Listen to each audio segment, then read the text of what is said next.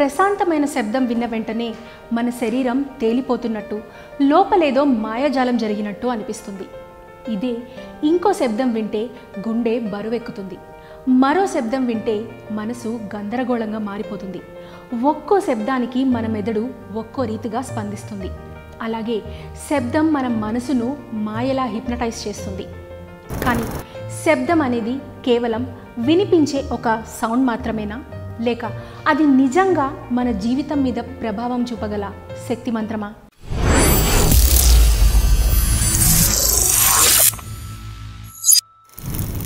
నమస్తే. ఇవాళ మనం చెప్పుకోబోయే టాపిక్ సౌండ్ మ్యాజిక్. ఇది మామూలు విషయం కాదు. ఇది సైన్స్తో కూడిన ఓ మాయా ప్రపంచం. శబ్దం అంటే ఫిజిక్స్ పక్కన పెడితే ఇది ఓ ఎనర్జీ, వాతావరణంలో ప్రయాణించే వైబ్రేషన్స్. ఒక శబ్దం విన్న తర్వాత మనలో ఏదో మారింది అన్న ఫీలింగ్ వస్తుంది కదా. ఎందుకంటే శబ్దానికి ఒకే లక్షణం ఉంది, అది మన అనుభూతిని మార్చగలదు. నాదం సృష్టికి ఆది శబ్దం. మన పురాణాలు, వేదాలు, శాస్త్ర విజ్ఞానాలు ఒకే మాట చెప్తాయి: ప్రపంచం ఓ శబ్దంతో మొదలైంది.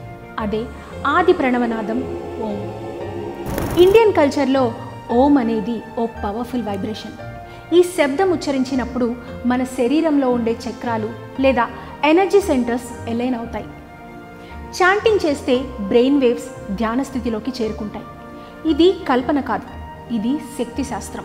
మీరు గుడిలోకి అడుగుపెట్టినప్పుడు గంటల శబ్దం, శంఖధ్వని, మంత్రోచ్చారణలు వింటారు కదా.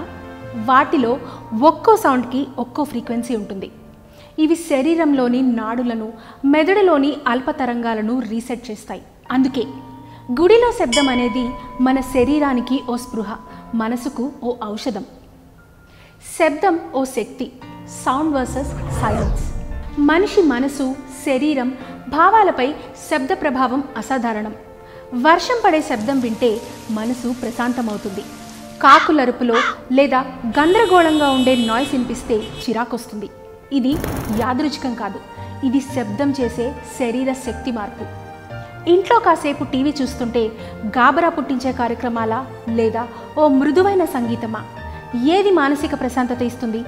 ఒక పాట మనకి గతం గుర్తు చేస్తుంది. ఒక ట్యూన్ వింటే కన్నీళ్ళొస్తాయి, మరో ట్యూన్ వింటే బరువెక్కిన మనసు తేలిక పడుతుంది. ఎందుకంటే శబ్దం మన మెమొరీస్ని, భావాలను ఆకర్షిస్తుంది. శబ్దం మాత్రమే కంప్లీట్ సిచ్యువేషన్ని మార్చగలదు. అబ్జర్వ్ చేయండి, ఎప్పుడైనా స్కేరీ మూవీస్లో బ్యాక్గ్రౌండ్ మ్యూజిక్ తీసేస్తే అది కామెడీగా అనిపిస్తుంది. ఇది sound power. Music therapy. Science కూడా ఏం చెప్తోందంటే సౌండ్ ఫ్రీక్వెన్సీతో మన గుండె చప్పుడు సింక్రొనైజ్ అవుతుందని, దానివల్ల స్ట్రెస్ రెడ్యూస్ అయ్యి ఫోకస్ పెరుగుతుంది అని, దాంతో మన శరీర ఉత్ప్రేరకాలు స్థిరపడతాయి. మ్యూజిక్ థెరపీతో ఆల్జైమర్స్ పేషెంట్స్ వారి జ్ఞాపకాలను తిరిగి పొందిన కేసులు ఎన్నో ఉన్నాయి.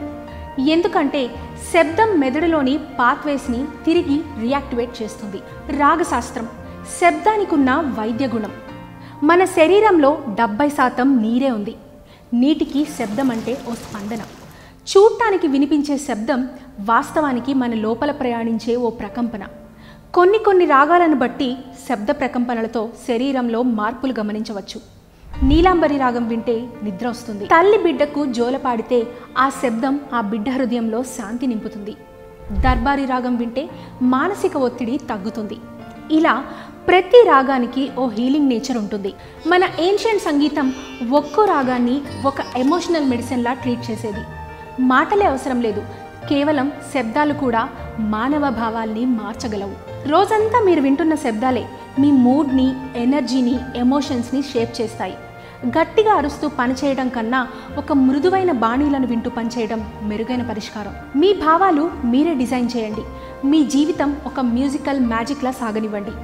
ప్రతిరోజు మీ చెవుల్లోకి చేరే శబ్దాలే మీ మనసును, మీ జీవనశైలిని మలుస్తుంటాయి. అందుకే ఎలాంటి శబ్దం వినాలో, ఎలాంటి భావాలు లోనికి అనుమతించాలో ఆ ఎంపిక మీ చేతుల్లోనే ఉంది.